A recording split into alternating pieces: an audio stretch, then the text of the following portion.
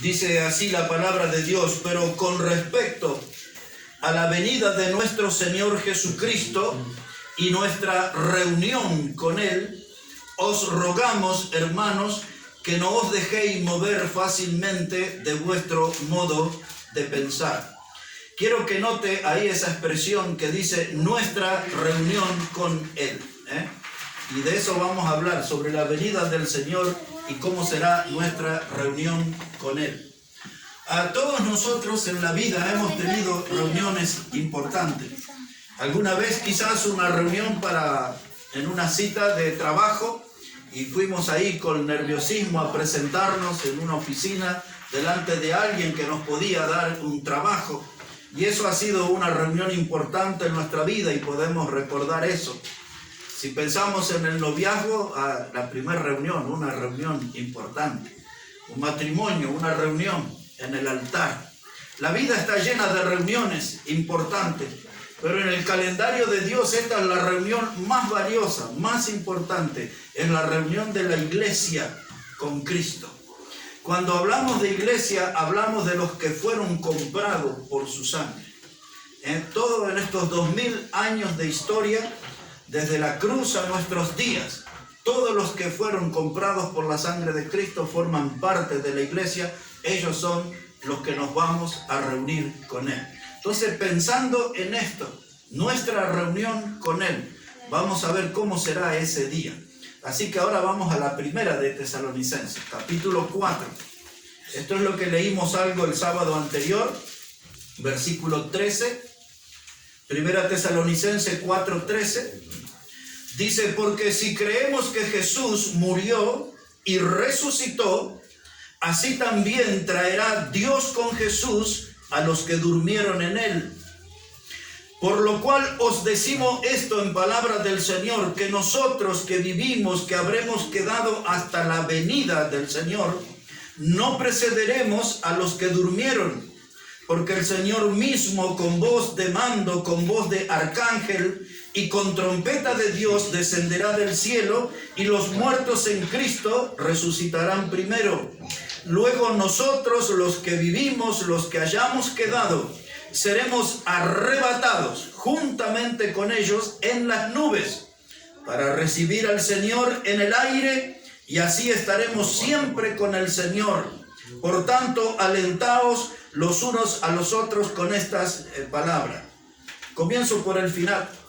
Cuando hablamos de la venida del Señor, este es un mensaje de aliento. Dice Pablo: cada vez que hablen ustedes acerca del regreso de Jesucristo, eso no es para deprimirse, para desalentarse, es para animarse en el corazón. Dice: alentaos los unos a los otros con estas palabras. En los primeros tiempos, los cristianos se saludaban. Así nosotros acostumbramos a decir qué tal, cómo le va, cómo está, ¿no? Los primeros cristianos usaban una palabra, que era la palabra maranata. Esa era una palabra de lengua aramea. Y esa palabra quiere decir Cristo viene y viene pronto.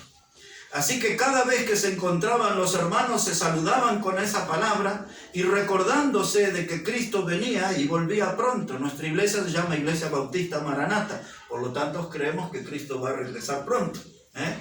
Así que dice ahora el versículo 13 que Pablo no quiere que haya un lugar para la ignorancia espiritual. Y entonces él quiere darnos toda una información de cómo será ese evento, cómo será ese día.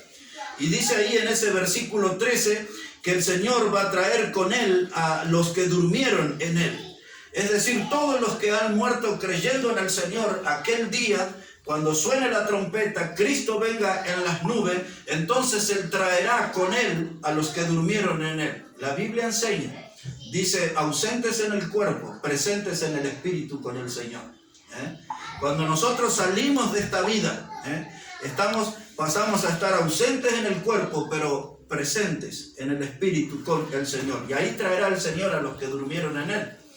¿Cómo sigue esto? Dice aquí la palabra de Dios, verso 14, si creemos que Jesús murió y resucitó, así también traerá Dios con Jesús a los que durmieron en Él. Es decir, que el mundo incrédulo dice, ¿y cómo si murieron y no van a volver a resucitar? Dice, entonces el fundamento para esta creencia es que si Jesús murió y resucitó, Él dijo que donde Él está nosotros también estaremos, y cuando Él vuelva nosotros también volveremos con Él. Bueno, yo todavía no, pero si tengo que ir a su presencia, volveré ese día con Él, ¿no? Y entonces dice el verso 15, lo que nosotros decimos en palabras del Señor, que los que habremos quedado hasta la venida del Señor no precederemos a los que durmieron, Es decir que este es el evento, hermano. Suena la trompeta, viene el Señor en las nubes, trae con Él a los que creyeron, durmieron en Él. Note que no dice murieron, solamente durmieron para despertar con Cristo, no están muertos, durmieron, dice la Biblia. Siempre la Biblia usa en relación al creyente la palabra dormir, no morir, no es muerte. Cuando ustedes leen el Salmo 23, ese pasaje tan conocido, dice, aunque yo ande en valles de sombra de muerte. No dice valle de muerte, dice valle de sombra de muerte. Porque el creyente lo que le alcanza es la sombra de la muerte, no la muerte. ¿Entienden? Si yo muriera, lo que es el concepto del mundo, si yo muriera hoy, lo que a mí me toca es la sombra de la muerte, no la muerte. Porque yo parto de esta vida para despertar con Cristo. Vamos adelante aquí. Dice que Él traerá los que durmieron en Él. Dice, y luego los que habremos quedado no precederemos a los que durmieron. ¿Qué quiere decir eso? Si el Señor viniera hoy, así en ese mismo momento, cuando Él viene con los que durmieron en Él, nosotros que estamos vivos, nos vamos con Él, todos juntos, es un encuentro. Y por primera vez, el Señor se va a encontrar con toda la iglesia reunida, la que Él compró con su sangre, por todo aquello que Él murió. Y ahora dice así, observe esto, que esto es muy importante. Verso 16, dice que Él vendrá con voz de mando, y con voz de arcángel, y con trompeta de Dios, y descenderá del cielo, y los muertos en Cristo resucitarán primero. Luego nosotros, los que vivimos, los que hayamos quedado, seremos arrebatados juntamente con ellos en las nubes. Ahora dice que el Señor vendrá con voz de mando. Tenemos que imaginar esa voz. En nuestra vida conocemos ahí a un general del ejército frente a su tropa, dando al general las órdenes. Nadie se le resiste, todos obedecen al general. Un capitán en un barco da las órdenes, tiene su voz de mando. No hay ningún marinero que se opone, todos obedecen. El Señor vendrá con una voz que es toda una autoridad en el cielo. Por eso Él dice con voz de arcángel. Es decir, que cuando Dios creó a los ángeles, los hizo para diferentes funciones. El ángel, estaba el querubín, estaba el serafín, estaba el arcángel, entre los que nosotros conocemos a alguien con el nombre de Miguel, el arcángel Miguel. Ahora, Él vendrá con esa voz de autoridad, con la voz de arcángel, y dice, y con trompetas de Dios. Y esto es muy importante. ¿Por qué la Biblia usa ese término, trompetas de Dios? En los eventos más importantes de la historia bíblica se utilizó la trompeta. En el desierto, cuando Dios quiso darle el mensaje al pueblo por medio de Moisés y Aarón, eran convocados a la puerta del tabernáculo en el desierto con trompeta. Sonaba la trompeta y el pueblo sabía que Dios iba a hablar a través de Moisés y de Aarón. Tenemos un libro en la Biblia que se llama Nehemías. Nehemías en el capítulo 4 habla de todas las mujeres y los hombres trabajando en el muro de Jerusalén. Y dice Nehemías, dice, donde suena la trompeta, reuníos, porque allí Jehová peleará por vosotros. Cuando Gedeón levantó a sus 300 hombres para pelear contra los madianitas, un ejército sumamente numeroso, allí sonó la trompeta también. Y la gente gritó por la espada de Jehová y la espada de Gedeón. Y ahí se usó trompeta. Cuando dieron vuelta en los muros de Jericó y aquellos muros se derribaron, ahí sonó lo que los judíos le llaman el sofar. Es un cuerno largo. Y eso es lo que se traduce también como la palabra trompeta. Va a ser eso, un sofar, una trompeta. El Señor vendrá, la trompeta sonará. Y este sonido solamente será oído por los creyentes. Por eso hay muchos que se burlan diciendo, hablan de un rapto secreto. Y no se trata de eso, porque el rapto, la ida de la iglesia con Cristo va a ser sumamente notoria en el mundo. Imaginen ustedes un hombre, un piloto de avión, hijo de Dios, manejando, y de pronto, ¿y quién va a manejar ese avión? ¿Habrá tiempo de poner el piloto automático? Una carretera, alguien que maneja un camión, un auto. Mire, el mundo va a suceder muchas cosas. Y gente va a desaparecer, mozos preocupados en el restaurante, se fue sin pagar, ¿dónde está? Imaginen ustedes lo que va a ser, ¿no? Entonces, aquí muchos se dicen, pero yo, porque hay algunos grupos religiosos que dicen, si usted no hace ayuno, si usted no diezma, si usted no hace esto, eso no se va a ir con el Señor. Jamás la Biblia habla de eso. Nunca la Biblia dice que de mi asistencia a la iglesia, de mi diezmo o de cosas que yo pueda hacer me involucran en el rapto, no. Lo que me lleva en ese rapto es haber creído en Jesús como mi Salvador. Yo tengo que tener esa certeza de haber creído en Jesús. No dice aquí que se van a ir los que están bien solamente, los que andan más o menos, ¿qué vamos a hacer? Los que andan mal los vamos a dejar, no. Quiero que observen esto, hermano, para que no caigan en esa confusión. Dice el versículo 17 otra vez. Dice, luego nosotros los que vivimos, los que hayamos quedado, seremos arrebatados juntamente con ellos en las nubes para recibir al Señor en el aire. Y así estaremos siempre con el Señor. Quiero que ponga la atención en la palabra arrebatados. Esa palabra arrebatado del idioma griego, como fue escrito acá, habla de ser arrancados de la tierra con un poder divino. Ninguno de nosotros, por más que intentemos, va a poder ir al cielo ahora, por nuestros medios. Y seremos arrancados. Y yo estoy agradecido que esto va a ser así, porque si la gente tuviera que prepararse para ir con el Señor, ¿qué pasaría con la gente de Bolivia? Llegarían tarde al rapto, ¿no? Se lo perderían más de uno. Siempre llega tarde la gente de Bolivia. Pero menos mal que no depende de cómo es nuestra conducta. El Señor viene y arranca. ¿Cuántos cristianos de verdad se van a querer ir con el Señor? Porque algunos van a decir, ay, mi negocio, mire, mi casa, mire, mi familia, mire esto, lo otro, mi autito, mi lugar de vacaciones, en fin. Porque hay tantos que están echando raíces en este mundo que tienen que ser arrancados, arrebatados. La única forma de ir con el Señor. Ahora quiero que comprendan esto, todo depende enteramente del Señor. Si yo soy salvo, el irme con Él depende enteramente de Él. Viene, me arranca y me lleva. No importa si estoy yendo a la iglesia, no importa si estoy leyendo la Biblia, no importa si no estoy orando. Si yo ya tengo a Cristo como mi Salvador y estoy apartado, frío, congelado, lo que sea, Él viene a buscar su cuerpo. No viene a buscar una iglesia llena de agujeros, llena de faltantes. Él viene a buscar un cuerpo completo. Él no murió por un cuerpo lleno de agujeros, lleno de aberturas. Él murió por un cuerpo entero y se viene a llevar su iglesia. Ese vamos a hablar otro día, Pero yo sé que yo me voy a ir con Él porque Él es mi Salvador y Él va a venir a buscar al que compró con su sangre preciosa. Muchos predicadores usan este tema para ejercer temor en la gente. Y si usted tiene que estar bien con el Señor, si no se va a quedar. Si yo ya estoy en Cristo, lo hemos cantado recién en esa alabanza, Aquellos que están en Cristo no tienen nada que temer. Ahora, un segundo pasaje en 1 Corintios capítulo 15. El tema es sumamente extenso. Yo le voy a dar 2 o 3 pasajes nada más. Aquí en, ¿qué le dije? 1 Corintios, el capítulo 15. Versículo 51. Mire cómo dice la palabra aquí. 1 Corintios 15, verso 51. Dice, he aquí os digo un misterio. No todos dormiremos, pero todos seremos transformados.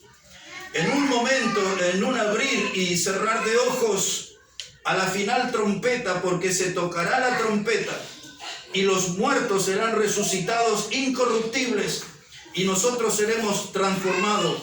Porque es necesario que esto corruptible se vista de incorrupción y esto mortal se vista de inmortalidad. Lo primero que dice el verso 51, dice Pablo, yo les digo un misterio. Un misterio es algo escondido, algo que quedó desconocido. Y lo que él va a contar fue algo que en el Antiguo Testamento no se sabía. ¿Y qué es el misterio? Dice, no todos dormiremos. Es decir, que mucha gente saldrá de esta vida sin morir. La gente del Antiguo Testamento tenía un ejemplo en un hombre que se llamaba Enoc. La historia de él es breve pero impactante. Está en Génesis 5, 22 a 24. Y en esos 3 versículos 2 veces dice, Enoc caminó con Dios. Enoc vivió en la generación antes que Noé. Y toda aquella generación estaba podrida literalmente. Una generación llena de inmoralidades, de maldades, de violencia. Y por eso Dios decidió enviar el juicio. Pero Enoc decidió caminar con Dios. Y luego nos enteramos en el Nuevo Testamento, dice Hebreos el capítulo 11 y los versículos 5 y 6 habla de Enoc y dice, Enoc fue traspuesto para no ver muerte. El segundo hombre en el Antiguo Testamento que no murió se llamaba Elías. Fue uno de los grandes predicadores de la historia de Israel. Y él fue arrebatado en un torbellino y fue llevado por Dios. La gente tenía esa información, pero no sabía que miles y miles y millones podemos hablar, dice Pablo, no todos dormiremos. Y ese es el misterio que quiero darle, dice, pero todos los que van a participar de este evento necesitan ser transformados. Y entonces él hace aquí un juego de palabras un poco difícil, pero lo vamos a entender bien. Él dice, es necesario que esto corruptible se vista de incorruptibilidad. Nosotros todos vivimos en un cuerpo pecaminoso. Este cuerpo peca todos los días, de hecho, de pensamiento, todos los días hay alguna clase de pecado en nuestra vida.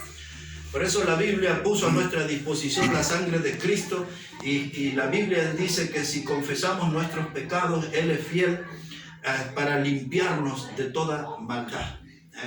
Este cuerpo necesita higienizarse todos los días, limpiarse todos los días. Y entonces dice Pablo, es necesario que esto corruptible, esto que está contaminado por el pecado, afectado por el pecado, se vista de incorruptibilidad. ¿Cuándo vamos a ser incorruptibles? Cuando estemos delante del Señor, porque seremos semejantes a Él en gloria.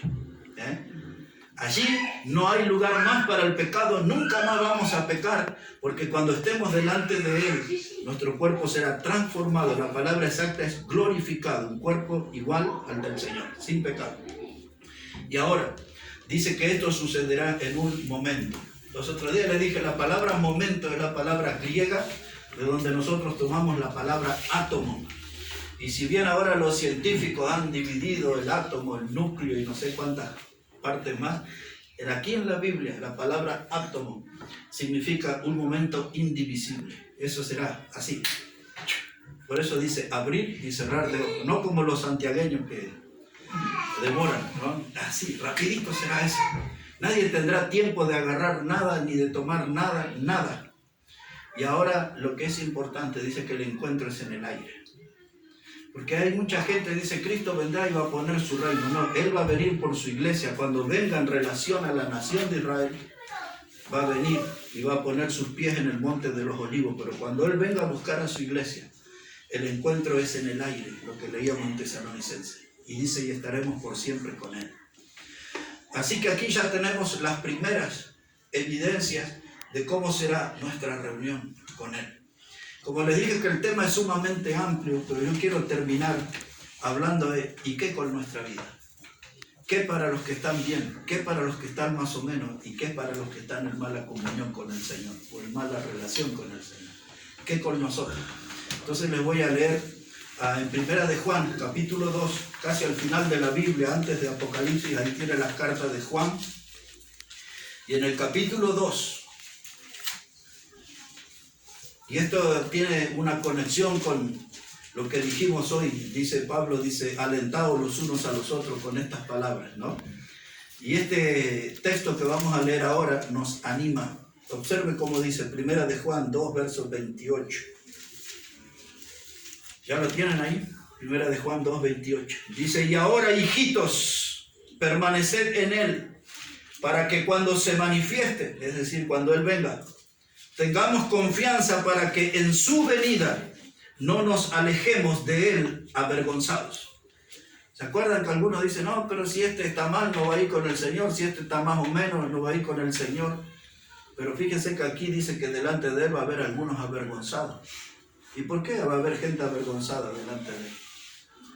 Porque no han caminado bien con Él. Han perdido las oportunidades que Él les ha dado en la vida y ahí están. Y dice, ¿y a dónde me voy si no me puedo escapar del cielo? Ya estoy ahí, no hay forma de huir. Soy un hijo de Dios, soy un heredero de la vida eterna. Y ahora solamente estoy avergonzado porque pasó mi vida y no hice nada por Él, o hice muy poco por Él. No hice lo suficiente por Él.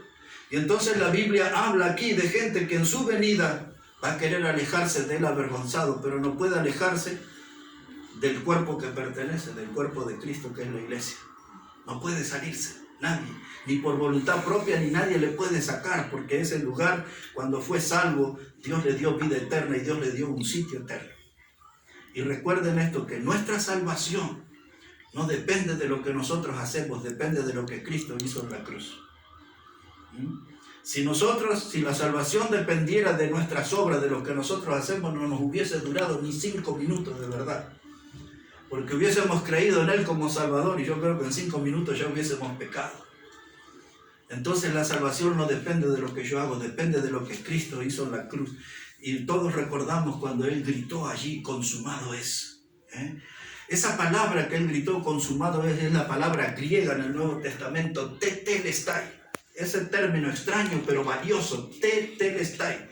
Eso lo usaban los contadores, y cuando una cuenta era saldada, el contador, para decir que estaba cerrada ya, terminada, paga, ponía la palabra tetelestai. Y cuando Jesús gritó en la cruz, consumado es esa la palabra, tetelestai. Él dice, la deuda ya fue pagada. Y Él derramó allí su sangre para que nosotros seamos salvos. Nuestra salvación depende de Cristo. Y esa sangre no se va a contaminar, esa sangre va a conservar su poder por toda la eternidad, va a conservar la pureza por toda la eternidad. En otras palabras, hermano, si la salvación alguien la perdiera, solamente podría suceder si Cristo peca. Y eso es imposible. Por eso estamos seguros en Él. Es el himno que hemos cantado hace un rato, ¿no? Y hemos cantado ahí de ese precioso raudal que limpia todo mal. No hay otro manantial, solo de Jesús, la sangre. Así que ahora, esta noche, como Pablo dice que tenemos que alentarnos con este tema unos a otros, lo que deberíamos alentarnos es a estar todos bien con el Señor, a estar en una buena comunión con Él. Todos nosotros cargamos nuestras luchas, nuestros problemas, nuestros pecados. Todos nosotros hemos fallado una y miles de veces quizás al Señor. Pero hay un momento de encuentro, de reencuentro, como le quiera llamar, donde yo puedo empezar a ponerme bien con Cristo, andar bien con Él y prepararme para mi reunión con Él, nuestra reunión con Él. Y ahora mire cómo dice acá, 1 de Juan, pero capítulo 3. Dice ahí la palabra de Dios, 1 de Juan, el capítulo 3 y versículo 3. Dice, todo aquel que tiene esta esperanza en Él, ¿cuál esperanza? De que Él va a venir por nosotros. Dice, todo aquel que tiene esta esperanza en Él se purifica a sí mismo, así como Él es puro. Ahora, Él viene, Maranata, Cristo viene pronto. Tengo dos posibilidades, de estar bien con Él o de formar parte de un grupo que la Biblia le llama los avergonzados. Pero yo no quiero estar avergonzado delante de Él. Entonces, si tengo esta esperanza en Él, dice el texto, tengo que purificarme, así como Él es puro. Porque tengo que estar a la altura de ese evento.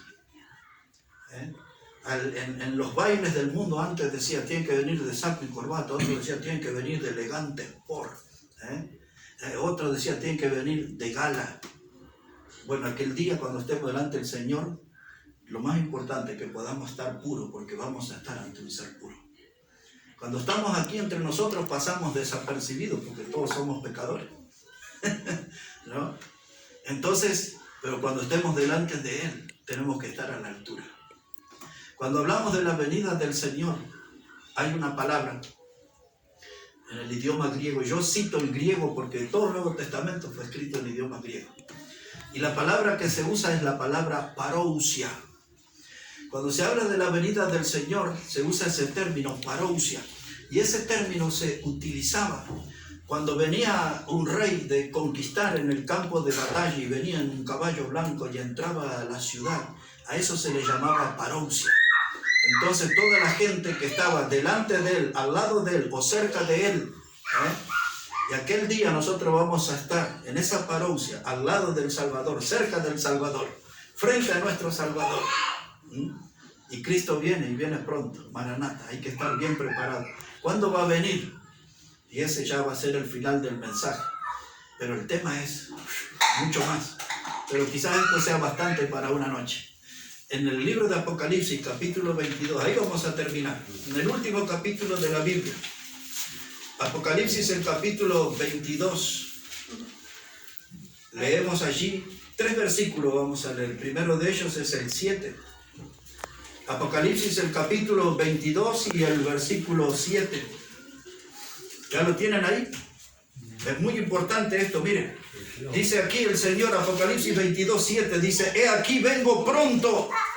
Bienaventurado el que guarda las palabras de la profecía de este libro. Digamos nosotros hoy, Maranata, Cristo viene, viene pronto. Aquí está escrito, dice el Señor: he aquí yo vengo pronto. Y ahora Él va a hacer un agregado de cómo será su venida. Observen versículo 12. Dice el Señor: he aquí yo vengo pronto, y mi galardón conmigo para recompensar a cada uno según sea su obra. Es decir, que ahora Él viene y nos dice: vengo con un galardón. Esa es la palabra corona, diadema. Es un encuentro donde va a haber premiación. Dice: vengo pronto, mi galardón conmigo para recompensar a cada uno según su obra. Si no he hecho nada, si he vivido mi vida entregada al pecado, no voy a tener mucha recompensa para cosechar ese día. Pero si le he servido al Señor, va a haber coronas y va a haber galardones, va a haber recompensa para el que le sirve. Y mire cómo termina Apocalipsis y nuestro mensaje hoy. Aquí en el capítulo 22, versículo 20, dice la palabra: el que da testimonio de estas cosas dice: ciertamente vengo en breve. Amén, sí, ven, Señor Jesús. 3 versículos, el 7 dice el Señor: vengo pronto. El 12 dice el Señor: vengo pronto. El 20 dice el Señor: vengo en breve. Otra vez, cuando pone la lupa sobre estos pasajes y estudia el idioma griego en el que fue escrito, eso, vengo pronto, quiere decir estoy viniendo o estoy yendo. Y de eso se trata. Que hoy podamos comprender esto, que Cristo está viniendo. Él está llegando para el encuentro con nosotros. Y ahora lo que necesitamos saber es en qué grupo voy a estar cuando nos vayamos con Él. ¿En el de los avergonzados? ¿O estaré en aquellos que están gozosos de encontrarse con su Señor porque le han servido?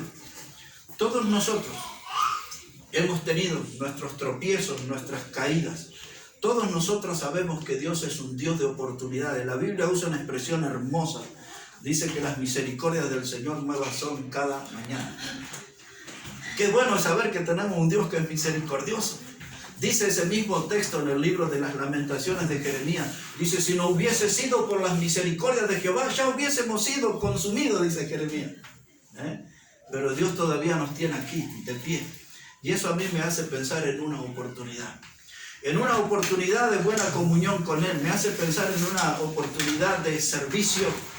Me hace pensar que todavía Dios quiere usarme porque por algo me tiene de pie. Todavía Dios quiere usarme. Dios es un Dios de oportunidades. La Biblia habla de que Dios es amplio en perdonar. Desde el Antiguo Testamento habla de eso. Dios es amplio en perdonar.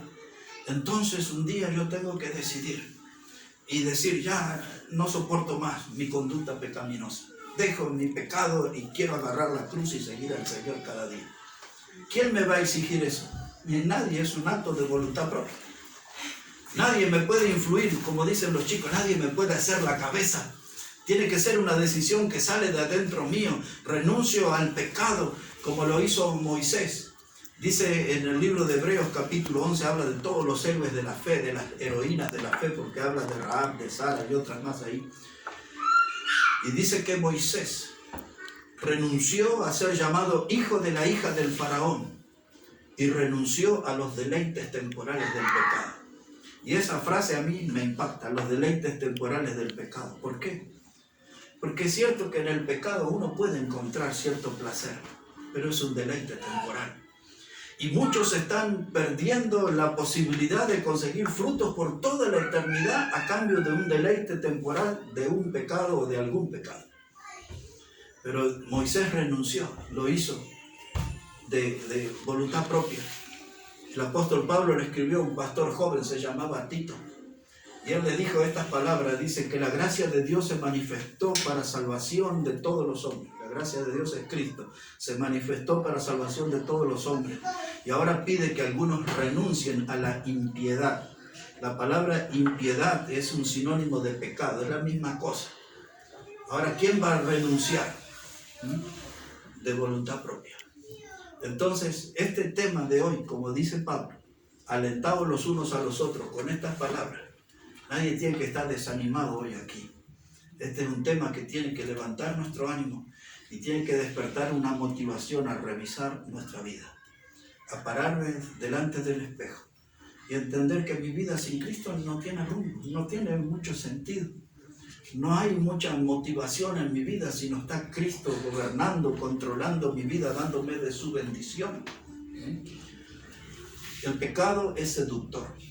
La Biblia cuando habla de él, habla de una carnada, habla de un anzuelo. Y el diablo sabe cómo pescarlos.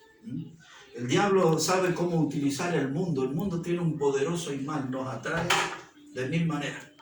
El mundo tiene diferentes clases de luces que llaman nuestra atención y desvían nuestra mirada de Dios. Pero un día yo me tengo que parar firme y decir, hasta aquí llegué.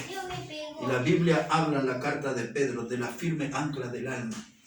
El ancla que usa el barco para que no se mueva, se mantenga en una postura. Y entonces mi alma necesita estar anclada en Cristo. Lejos del mundo, lejos del pecado, lejos de las actividades de la tiniebla.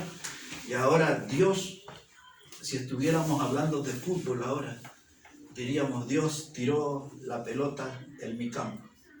Y ahora yo tengo que hacer qué voy a hacer con eso. Volviendo al plano espiritual, yo tengo que saber y decidir qué voy a hacer con mi vida. Voy a seguir frustrado, amargado, derrotado, cargando culpas, lamentándome de hechos. ¿Qué voy a hacer? Lo mejor, si yo pudiera decirle algo a todos ustedes, es hacer un enorme paquete con todas esas cosas que forman parte de mi vida y traerla frente a la cruz y entregarle mi carga al Señor. Y Él dice, traed vuestra carga y llevad mi yugo. ¿Saben qué es el yugo? En la vida de campo, cuando dos bueyes van arando la tierra, se pone una madera sobre el cuello para que caminen parejo. Y el Señor nos invita a eso. Dice, llevad mi yugo. En otras palabras, vamos a caminar juntos. Vamos a ir juntos, vamos a ir abriendo la tierra y vamos a ir yendo hacia adelante. Y en ese mismo pasaje de Mateo 11:28 es la gran invitación. Dice el Señor, dice, venid a mí todos los que estáis cargados y trabajados y yo os haré descansar.